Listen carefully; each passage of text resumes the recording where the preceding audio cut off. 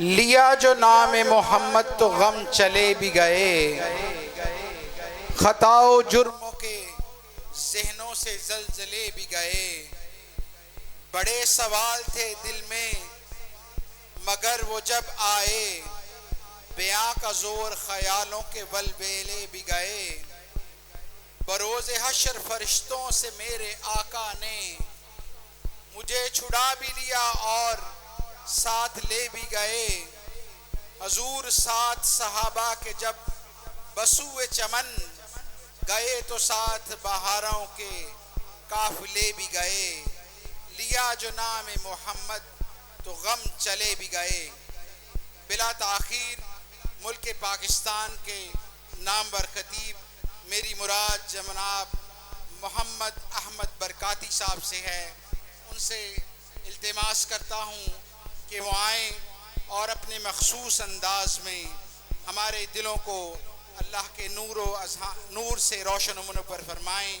جناب محمد والعاقبۃ للمتقین والصلاۃ والسلام علی سید الانبیاء والمرسلین امام الاولین والآخرین قائد الغر المحجلین نبی الحرمین امام القبلتین وسیلتنا الی اللہ فی الدارین صاحب قاب قوسین محبوب رب المشرقین ورب المغربین جد الحسن والحسین مولانا ومولا الثقلین ابی القاسم محمد المصطفى صلی اللہ تعالی علیہ وسلم اما بعد فاعوذ باللہ من الشیطان الرجیم بسم اللہ الرحمن الرحیم قال اللہ تبارک و تعالی فی الکلام المجید والفرقان الحمید وسلام علیہ یوم ولد و یوم یموت و یوم یبعث حیا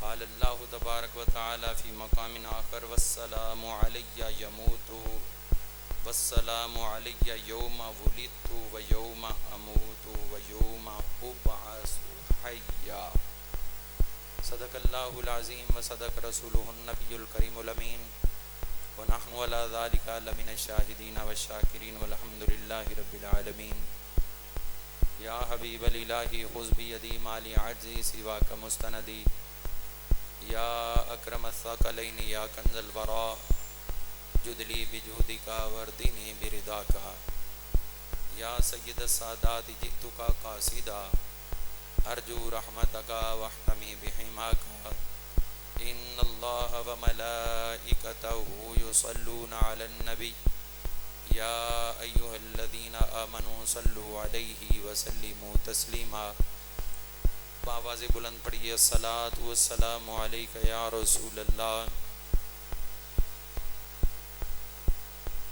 وعلی آلک واصحابک یا حبیب اللہ۔ جنہیں یہ درود مقدس آتا ہے وہ تو ضرور مل کے اونچی آواز میں پڑھ لیجیے الصلاۃ والسلام علیک یا رسول اللہ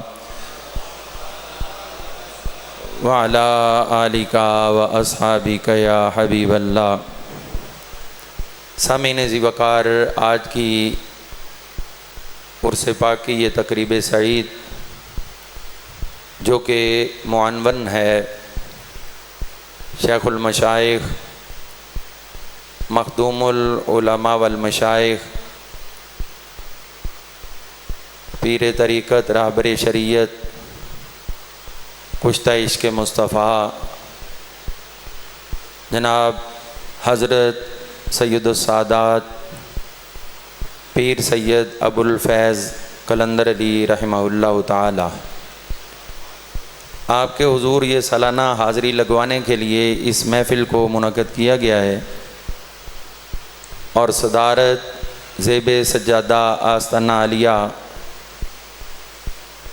جن کو آپ مسند صدارت پر دیکھ رہے ہیں، میری مراد جناب محترم المقام واجب الاحترام محمد اویس عبد الرسول سہروردی رحمۃ اللہ تعالی علیہ کے جو سلسلہ سہروردیہ رحمہ اللہ تعالی علیہ کے فیض یافتہ ہیں، اور حضور غوث پاک رضی اللہ تعالیٰ عنہ کی جو نگاہ کرم سلسلہ سہروردیہ کو نصیب ہے، اسی کی رحمتیں، برکتیں، خیریتیں، روحانی فیض و برکات لے کر سمیٹے ہوئے آپ کے سامنے تشریف فرما ہیں۔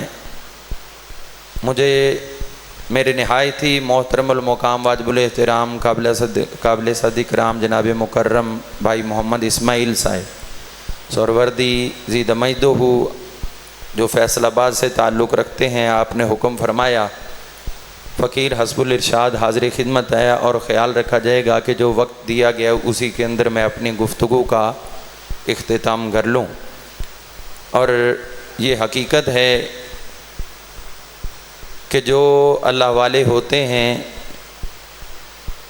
سلسلہ سہروردیہ ہو جو علم و فضل کا مرکب ہے، اور پھر اس کے اندر کلندر ہوں جو سلسلہ روحانی کے اوج سریہ پہ چمکتے دمکتے آفتاب و ماہتاب ہیں، تو جب یہ دونوں چیزیں جمع کر دی جائیں، میری مراد یہ ہے کہ سلسلہ سہروردیہ وہ جو ہے جو شریعت مطہرہ اور طریقت مطہرہ کے اپنے جلوہ کے اندر فیوز و برکات سمیٹے ہوئے ہے، اور کلندر اسی کو کہتے ہیں۔ حضرت نعمت اللہ شاہ ولی رحمہ اللہ علیہ کے بیان کے مطابق کہ جو صوفی جب اپنی انتہا کو پہنچتا ہے تو وہاں سے کلندر کا آغاز ہوتا ہے۔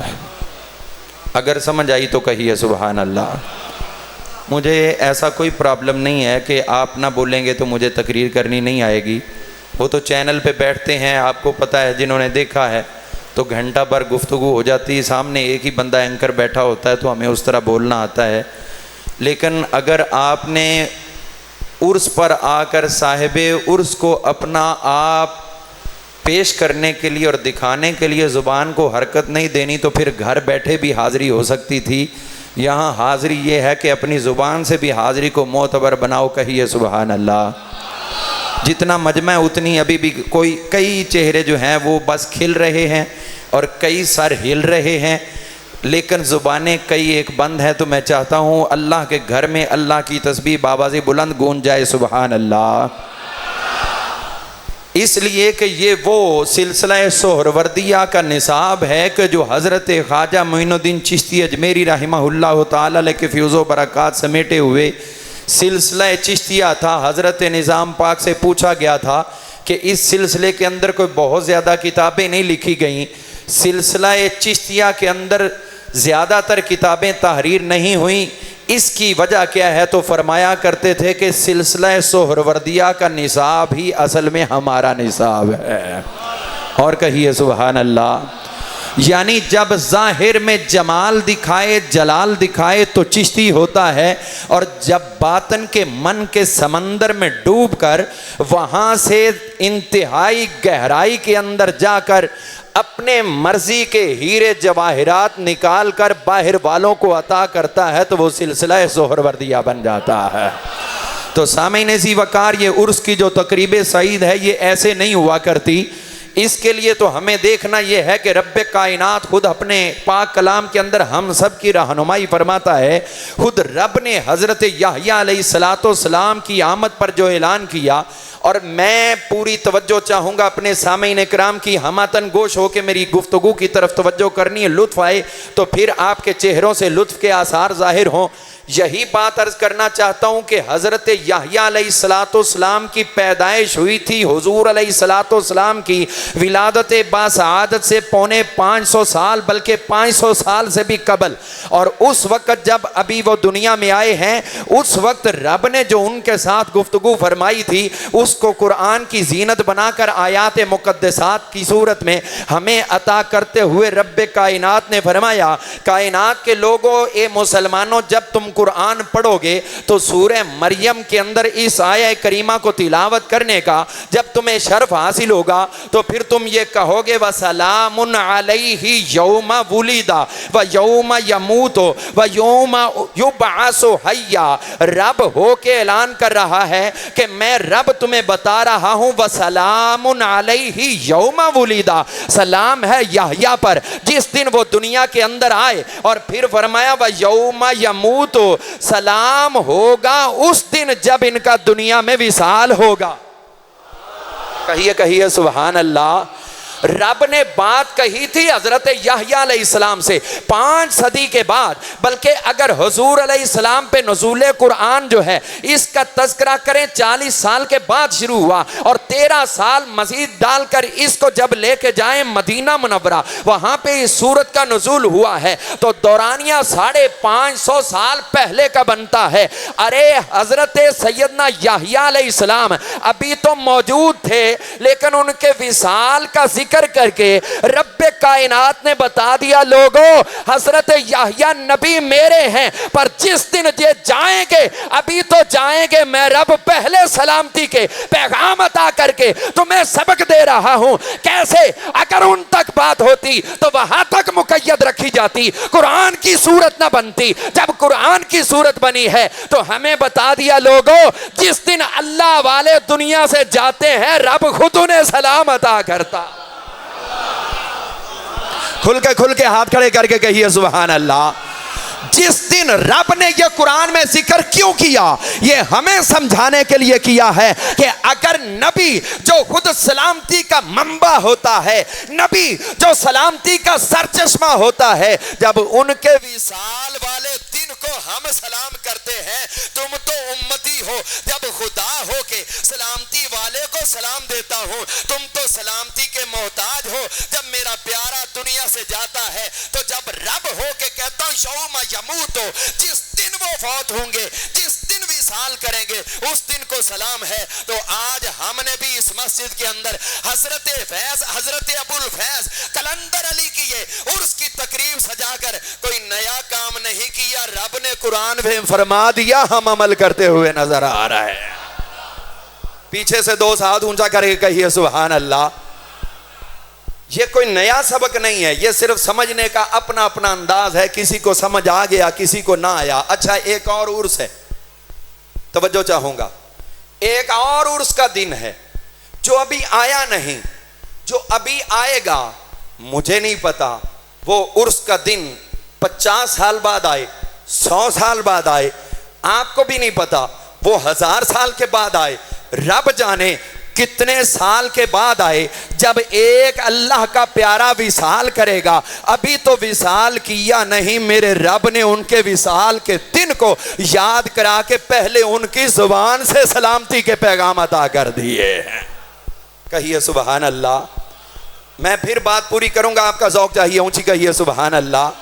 یہ کون ہیں جن کا ابھی انتقال وصال ہزاروں سال کے بعد ہونا ہے, لیکن آج سے کئی ہزار سال پہلے, 2000 سال سے بھی زیادہ عرصہ گزر گیا, اس سے پہلے ان کی زبان سے ان کے وصال کا دن یاد کروایا گیا. اور سورہ مریم کے اندر آئیے حضرت سیدنا عیسیٰ علیہ نبی علیہ السلام کی زبان سے رب نے جاری کروا کے قرآن کی صورت میں ہمیں عطا کر دیا. وہ فرماتے والسلام علیہ یوم ولدت و یوم اموت. ارے سلامتی ہے اس دن جس دن میرا دنیا کے اندر آنا ہوا, ارے سلامتی ہوگی اس دن جس دن یوم اموت میں دنیا سے وصال کروں گا. کہیے کہیے سبحان اللہ. عیسیٰ علیہ السلام ابھی رفع سما پہ ہیں, ابھی دوبارہ آئے نہیں.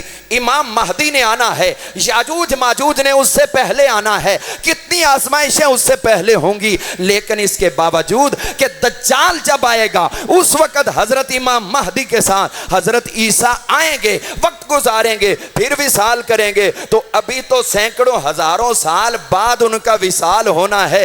رب نے ان کے وصال کو سلام کہہ کے بلکہ وہ دن یاد کروا کے ہمیں سبق دے دیا ہے. جس دن کوئی میرا پیارا دنیا سے رخصت ہوتا ہے, وہ دن بھلائے جانے کے قابل نہیں ہوتا, وہ یاد رکھے جانے کے. پھر کہیے ذرا, بہت کنجوسی کر رہے ہیں میرے ساتھ, اونچی کہیے سبحان اللہ. وہ جتنا ٹائم مجھے کہا گیا پھر ٹائم اس سے آگے بڑھ سکتا ہے, اور اونچی کہیے سبحان اللہ. سامعین عزیز وقار, سلسلہ سہروردیہ کے فیض آپ کے پاس موجود ہیں اور عرس کی تقریب ہے.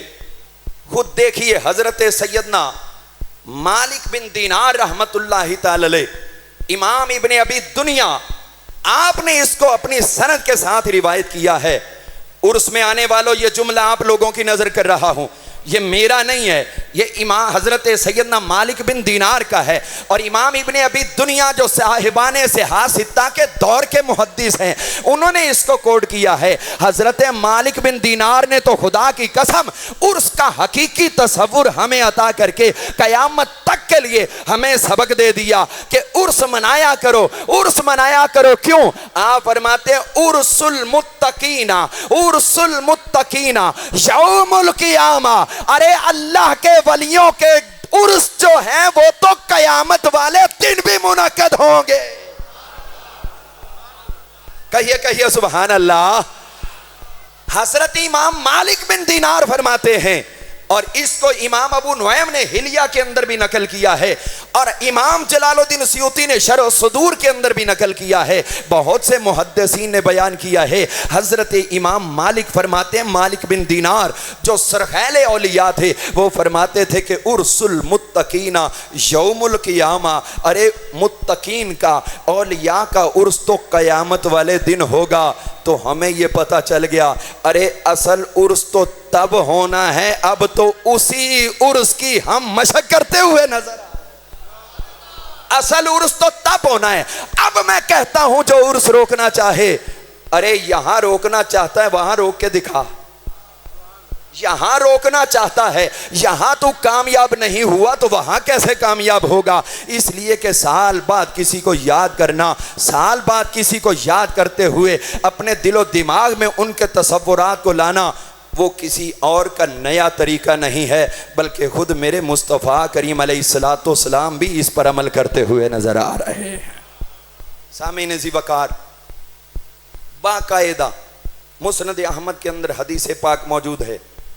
حضرت سیدنا ابو بکر صدیق رضی اللہ عنہ، خلیفہ اول بلا فصل، تاجدار صداقت، سید الصادقین، اصدق الصادقین، حضرت سیدنا ابو بکر صدیق رضی اللہ عنہ، آپ یہ ارشاد فرماتے ہیں، کب کی بات ہے؟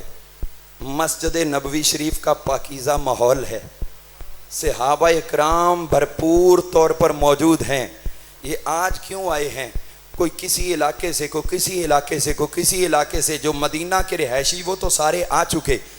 مسجد نبوی شریف بھرپور ہے، لوگ بیٹھے ہوئے. بس تصور کرنا وہاں یہ کہیں کہ اشتہار دکھاؤ، فلاں دکھاؤ، یہ تیری ڈیمانڈ ہے، تو اس کو دیکھ رہا ہے، ہم یار کی اداؤں کو دیکھ رہے ہیں. حضرت سیدنا ابو بکر صدیق رضی اللہ عنہ، مسجد نبوی شریف بھرپور ہے. آپ نے کیا کیا؟ مسجد نبوی شریف کے ممبر کے اوپر جلوہ گر ہوئے. حضرت ابو بکر صدیق رضی اللہ تعالیٰ عنہ مسجد نبوی شریف کے ممبر کے اوپر جلوہ گر ہوئے. وہ ممبر جو ممبر مصطفیٰ تھا، جس پہ کبھی میرے آقا جلوہ گر ہو کر ان صحابہ سے خطاب کیا کرتے تھے، آج حضرت ابو بکر صدیق رضی اللہ عنہ کھڑے ہو گئے ہیں. آپ نے کھڑے ہو کر صحابہ سے کلام کرتے ہوئے خطبہ ابتدائیہ کے بعد ایک جملہ بولا. یہی جملہ آج کے اس عرس کی جان ہوگا. یہی اگر تم دل میں رکھ لو تو اس کے بعد کوئی بھی آپ کو پریشان نہیں کر سکے گا. حضرت ابو بکر صدیق رضی اللہ عنہ ممبر پہ کھڑے ہوئے، اور ممبر مصطفیٰ ہے. یہاں کھڑے ہو کر آپ نے ایک فقرہ ارشاد فرمایا. آپ فرماتے قام فینا رسول اللہ صلی اللہ تعالی علیہ وسلم من قبل العام هذا العام. یہ جملہ بولا، یہی جملہ بولا. جس کو سمجھ آ گئی اس کو سمجھ آ گیا عرس. جس کو یہ روایت سمجھ نہیں آئی امام احمد بن حنبل کی مسند کی، اس کو پھر کچھ سمجھ آتا بھی نہیں ہے. آپ نے خطاب کرتے ہوئے ارشاد فرمایا، صحابہ آج سے پورا 1 سال پہلے، پورا 1 سال پہلے جہاں اب میں کھڑا ہوں، یہاں آقا تشریف فرما تھے. 1 سال پہلے آقا نے بھی خطاب فرمایا تھا. جس کو اہل دل کو سمجھ آئی وہ کہیے ذرا سبحان اللہ، اور اونچی کہیے سبحان اللہ. یہ کیوں؟ یہ جملہ اگر مسند احمد کے اندر نہ ہو، امام طبرانی نے اس کو روایت نہ کیا ہو، تو فقیر ذمہ دار ہے. اگر اگر موجود ہے، اور مسند احمد کی پہلی جلد کے اندر یہ حدیث پاک موجود ہے کہ حضرت ابوبکر صدیق نے صحابہ کو جمع بھی کیا ہے، ممبر بھی موجود ہے، اور ممبر کے اوپر آپ جلوہ گر ہوئے ہیں، اور یہ جملہ بول رہے ہیں کہ آج سے 1 سال پہلے میرے آقا نے یہاں پر خطاب کیا تھا، اور وہ میرے آقا کا آخری خطاب تھا، اس کے بعد آقا کا وصال باکمال ہوا۔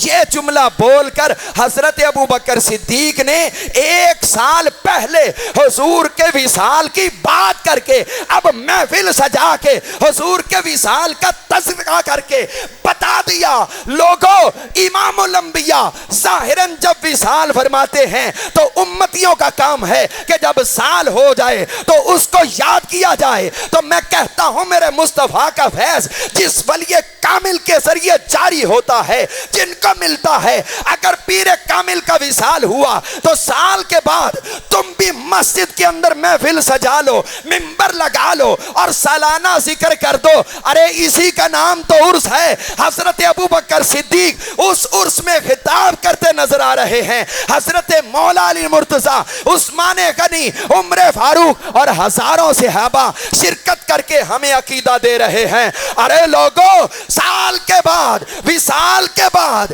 1 سال گزرتا ہے تو پھر اس طرح کی محفلیں سجانا خود مصطفیٰ کے یاروں کی سنت بن جائے۔ کھل کے اور اونچی کہیے، ادھر والے بھی کہیے سبحان اللہ۔ آج ہمارے عرس پہ اعتراض کرنے والے، یہ ہم نے طریقہ اپنے پاس سے جاری نہیں کیا، میرے مصطفیٰ کے وصال کے بعد 1 سال پورا گزرنے کے بعد، اور پھر یہ تذکرہ کر کے کہ آج سے 1 سال پہلے یہاں حضور ہمارے درمیان کھڑے تھے، جلوہ گر تھے اور آپ کا خطاب تھا۔ یہ بات بتا رہی ہے کہ بزرگوں کا جو عرس منایا جاتا ہے یہ ہم نے کو گھروں سے نہیں نکالا ہوا، یہ حضور کے صحابہ نے کر کے دکھایا ہے۔ اب پوچھ حضور کے صحابہ نے کہاں سے لیا؟ انہوں نے کہا ہم نے خود حضور سے لیا ہے کہ حضور بھی سال کے بعد اپنے صحابہ کا اسی طرح تذکرہ فرمایا کرتے تھے۔ کہیے سبحان اللہ۔ سامعین ذی وقار، خود نبی کریم علیہ السلام کا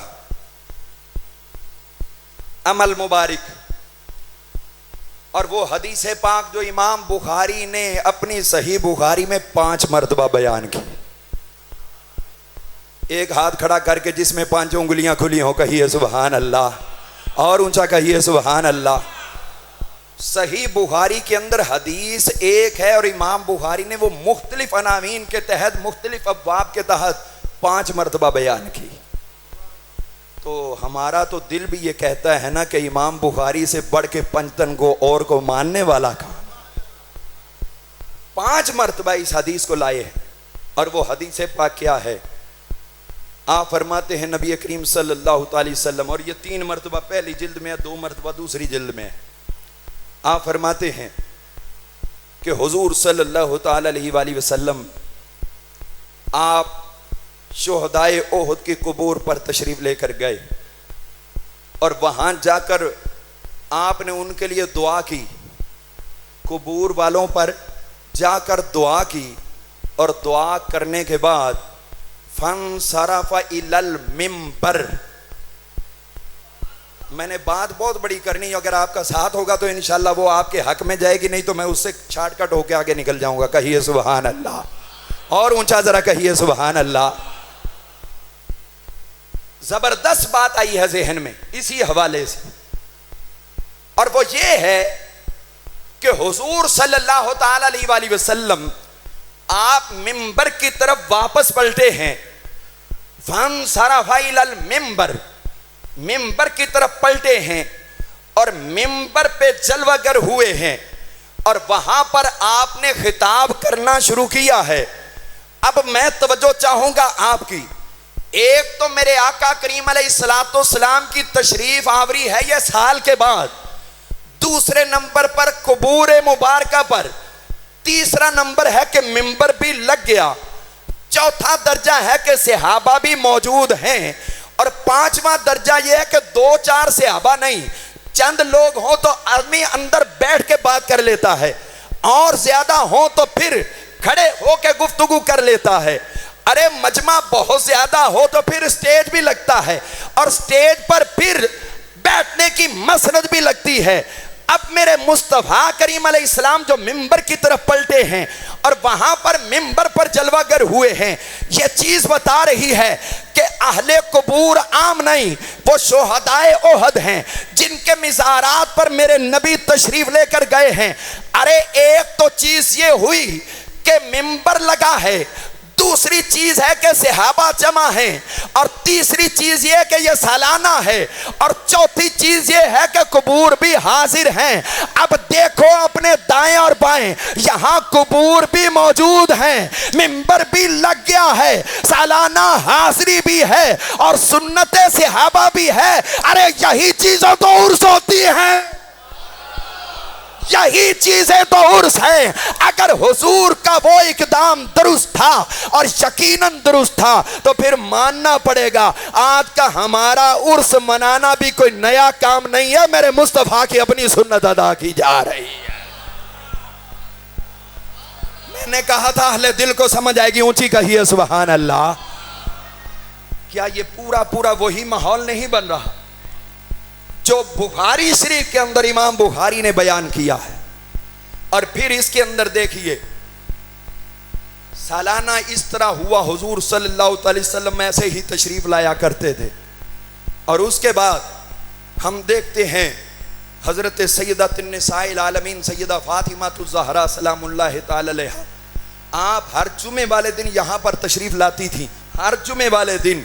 اور ہر جمعے والے دن تشریف لا کر آپ کیا کرتی تھیں, حضرت سیدنا امیر حمزہ رضی اللہ عنہ سید الشہداء ہیں, حضرت سیدہ فاطمہ ان کی قبر انور پر اپنی حاضری کو پیش کیا کرتی تھیں. رشتے میں حضور علیہ السلام کے چونکہ یہ چچا تھے تو سیدہ فاطمہ کے دادا جی بھی لگے رشتے میں, اور دوسرا رشتہ امیر حمزہ حضور کے رضائی بھائی بھی تھے تو تایا جی بھی لگے حضرت سیدہ فاطمہ الزہرا کے. اور تیسرے نمبر پر یہ تھا کہ حضرت سیدنا امیر حمزہ کوئی معمولی نہیں ہے, ارے حمزہ وہ ہے جس کے لیے مصطفیٰ فرماتے ہیں ہوا مکتوبن فی السماوات السبع ہوا اسد اللہ و اسد رسول ہی. حضور فرماتے میرا حمزہ وہ ہے, ایک نہیں دو نہیں بلکہ ساتوں آسمانوں پہ رب نے لکھ کے لگا دیا ہے کہ حمزہ اللہ کا شیر ہے, رسول اللہ کا شیر. پھر کہیے ذرا بخل سے کام نہیں لینا, اونچی کہیے سبحان اللہ. ایک تو یہ ہو گیا, ایک یہ شیر تھے تو سیدہ فاطمہ الزہرا جانتی ہیں میرے خامد کو بھی حضور نے شیر قرار دیا ہوا, تو ان کے مزار پر انوار پہ ہر جمعے کو جاتی ہیں. میں نے کہا ہر جمعے کو بھی حاضری دے لو, ہر جمعے کو بھی حاضری دے لو, سالانہ بھی حاضری دے لو, اور سال میں حاضری نہ دے سکو تو جہاں پر بھی ہو سورہ مریم پڑھ کر اپنے شیخ کے وصال والے دن کو یاد کیا کرو, سارے فیوز و برکات تمہیں گھر بیٹھے بھی نصیب ہو جایا کریں. یہ جو اللہ والے ہوتے ہیں ان کا رنگ بڑا عجیب ہوتا ہے. میں ایک ضمناً روایت عرض کر دوں, اور یہ روایت بیان کرنے والے انفاس العارفین کے اندر شاہ ولی اللہ محدث دہلوی رحمت اللہ, آپ نے اپنے والد محترم حضرت شاہ عبد الرحیم رحمت اللہ تعالی علیہ آپ کے حوالے سے بیان کیا کہ میرے ابا جی اورنگزیب عالمگیر کا دور حکومت تھا, اور اکبر آباد ایک شہر تھا, وہاں پر اورنگزیب موجود تھا, اور میرے والد گرامی بھی وہاں پر موجود تھے. اور شاہ عبد الرحیم جو شاہ ولی اللہ کے ابا جی ہیں وہ بیان کرتے ہیں کہ میں وہاں پر موجود تھا, اور سرکاری کوتوال اس شہر کا جو سرکاری کوتوال تھا, یوں سمجھ لیں کہ ادھر کا جو ڈی پی او تھا مرزا زاہد اس کا نام تھا, بہت بڑا عالم بھی تھا, اور میں اس کے پاس سبق لینے کے لیے جایا کرتا تھا. مطلب یہ ہے ارے جس دور پہ ہم ناز کرتے ہیں اس دور کے لوگ کوئی انگلش پڑھ کے دماغ خراب نہیں کرنے والے تھے, بلکہ اگر وہ ہائی پروفائل ہائی لیول کے بھی پولیس کے محکمے میں بھی ہوتے تھے وہ خصوصیات اضافی ہوتی تھی, اصل مصطفیٰ کے دین کے خادم ہوا کرتے تھے.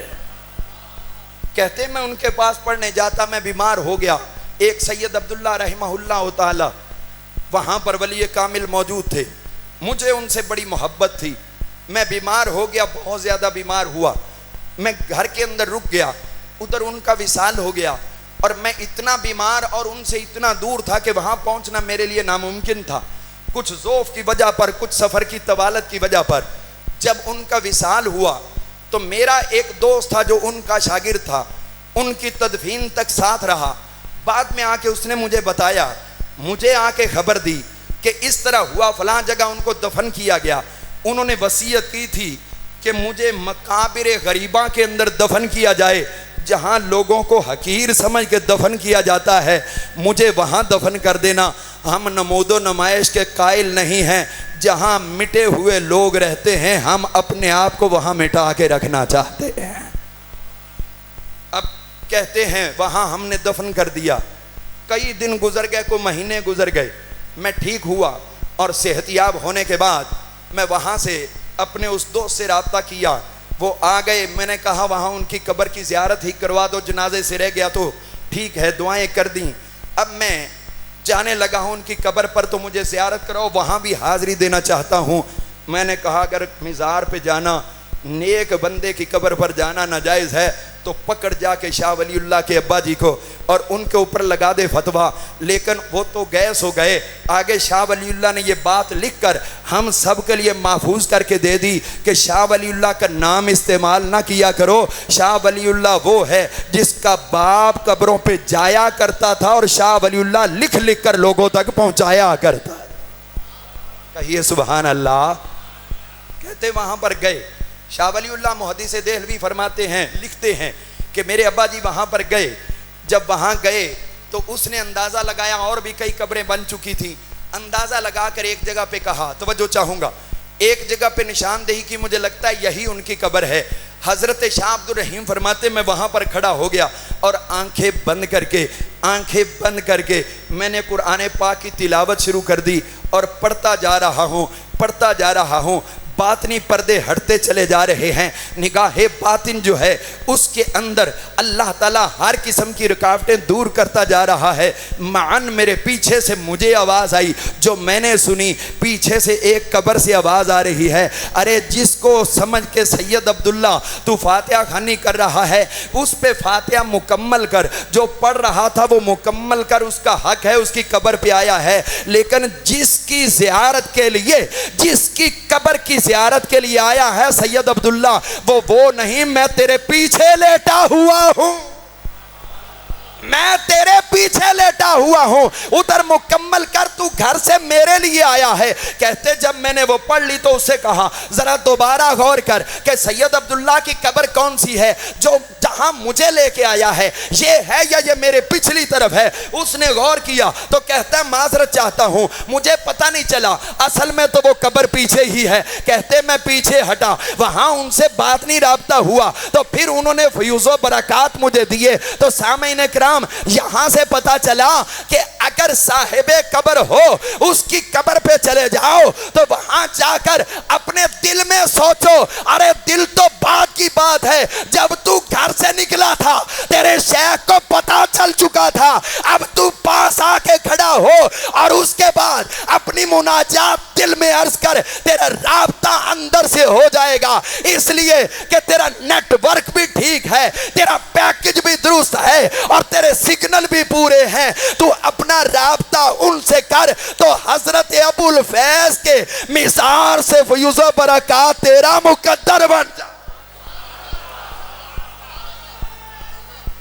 اللہ یا رسول،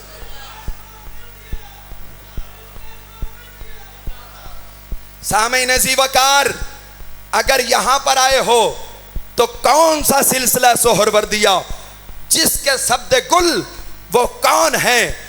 حضرت سیدنا نجم الدین کبریٰ بھی اسی در سے فیض لینے والے, سلسلہ سہروردیہ سے فیض لینے والے فخر الدین رازی کے پیر و مرشد, فیض ملا تو سلسلہ سہروردیہ سے, شیخ سعدی کو فیض ملا تو سلسلہ سہروردیہ سے. ارے کس کس کی بات کروں, تیرا علاقہ جہاں بیٹھا ہے سو ہے, تو جانتا ہے بہاؤدین زکریا کو اور جان لے سخی سرور کو. ارے سب کی جھولیوں میں اگر پھول ہیں تو سلسلہ سہروردیہ کے. اللہ سامعین عزیز وقار, بس وقت کی بات ہے. یہ بزرگوں کے ہاں قاعدہ موجود ہے کہ جو زندہ ہیں, روح جسم کے اندر مقید ہے, وہ اتنا کام نہیں کرتی جتنا وصال کے بعد وہ آزاد ہو کے کرتی ہے. کون کہتا ہے کہ مومن مر گئے؟ ارے وہ تو قید سے چھوٹے اپنے گھر گئے, اور اس کے بعد یہ ہوتا ہے کہ جو لمحہ گزرتا ہے. آخری بات عرض کروں, میرا وقت پورا ہو گیا. آخری بات عرض کرنا چاہتا ہوں, مصطفیٰ کریم کو رب کائنات نے فرمایا وَلَلْآخِرَةُ خَيْرُ لَكَ مِنَ الْأُولَى. اے محبوب, ہر آنے والا لمحہ گزرے ہوئے لمحے سے آپ کے لیے بہتر سے بہترین ہوتا چلا جائے گا. بس یہی میرا پیغام اور یہ میرا سبق ہے. اسی کو یاد رکھیں کہ حضور علیہ السلام کو رب فرما رہا ہے, اے محبوب آپ کا ہر آنے والا لمحہ پچھلے گزرے ہوئے ہر لمحے سے بہترین ہوتا چلا جائے گا, بہترین تر ہوتا چلا جائے گا. اب سوچنے کا مقام ہے تو صرف اور صرف یہی ہے, سوچنے کا مقام ہے تو صرف اور صرف یہی ہے کہ مصطفیٰ کریم علیہ السلام کو رب نے جتنی شانیں عطا کی, شان حبیب خدا مصطفیٰ کی رہی. شان حبیب خدا مصطفیٰ نے تنہا اپنی رکھی.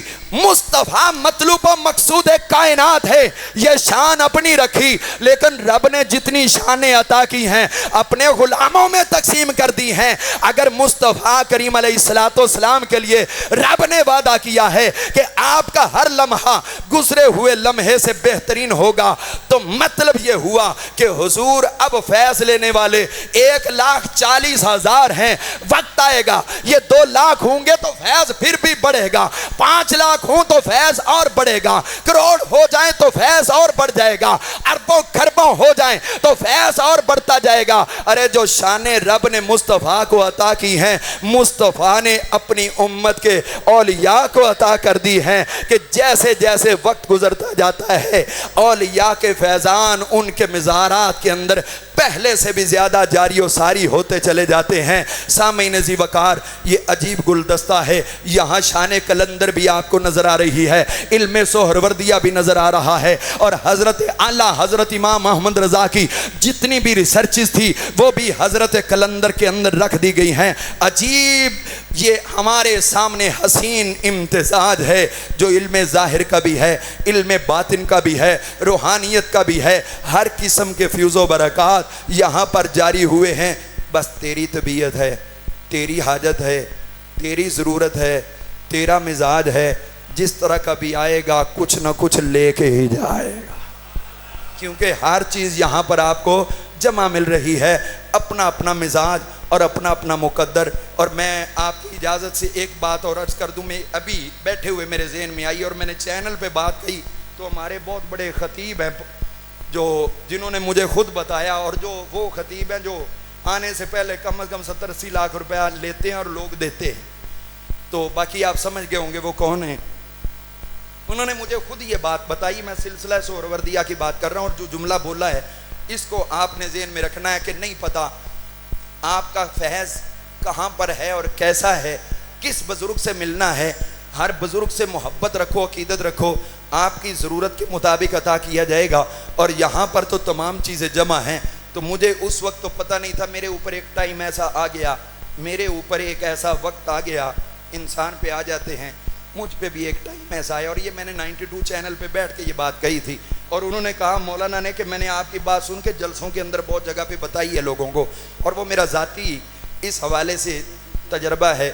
اور وہ یہ ہے کہ میں ایک دفعہ مجھ پہ وقت ایسا آ گیا کہ پڑھائی سے جی اچاٹ, کتاب کھولنے کو جی نہیں کر رہا, لائبریری میں بیٹھنے کو وقت نہیں ہے, یعنی عجیب سا ماحول ہے، کتاب کھولنا تو میں بھول ہی گیا، اور اللہ کے گھر میں بیٹھا ہوں، صاف بات کر رہا ہوں کہ میں نے خود کو یہ تسلی دے لی تھی، اور یہ 1 2 4 5 10 15 دن کی بات نہیں ہے، تقریباً 9 10 ماہ گزر گئے۔